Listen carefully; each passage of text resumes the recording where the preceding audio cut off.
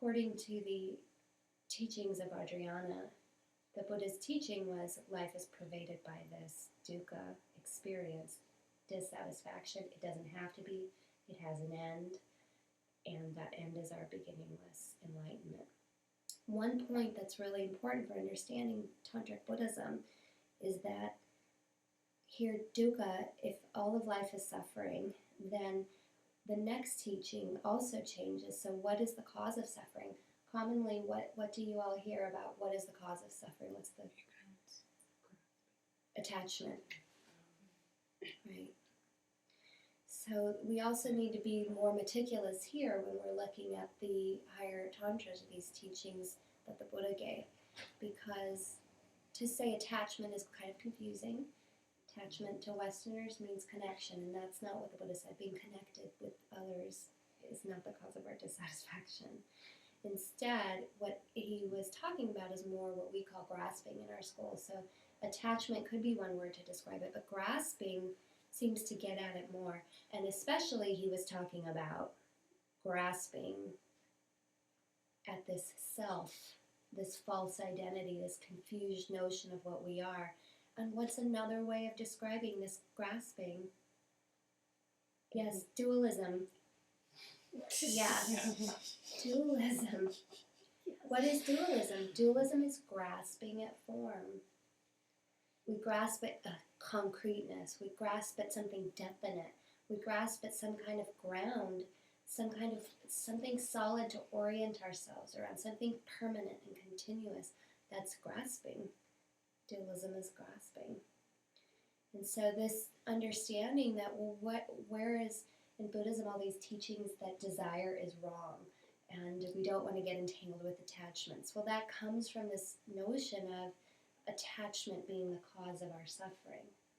So we have to understand what exactly it is that Buddha said here, which is that grasping at the dualistic version of reality, at dualistic self, at fixed self, that's what causes our suffering. And we could do that in relationships, and also we don't have to do that. And that's the whole Four Noble Truths.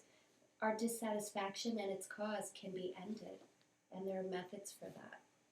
And so it's interesting to look at the real meaning of the Four Noble Truths, that it's not that all of life is suffering. To be really accurate, we'd have to say he taught that all of life is pervaded by unnecessary suffering that could have an end if you apply the right methods. And that's more what the heart of the Buddhist teachings is about. And so with grasping being the cause of our suffering, then we're talking about relating to reality in a different way, that rather than grasping onto something concrete, instead we would need to relate to reality on its own terms. And that's where the meditation becomes so important. In our situations that we face in life, we're constantly perceiving. So there's the sense object that we perceive. Here's this bell, and the bell exists as an object, which through the senses we're able to take the information of what that object is and send it back to our consciousness or awareness. And then our awareness is receiving this sense information. Usually, instead of just that happening, the unenlightened state is there's the bell, there's the senses giving the information to our awareness, and then there's this meaning-making factory in there about what it means about me, about what it means about reality, about how things are. There's emotional confusion, there's emotional affliction, there's fixations, there's all of this grasping that starts to take place as we manipulate our sense experience of the bell to confirm our dualistic version of reality. And so on and on like this, everything we're perceiving is getting this dualistic insertion.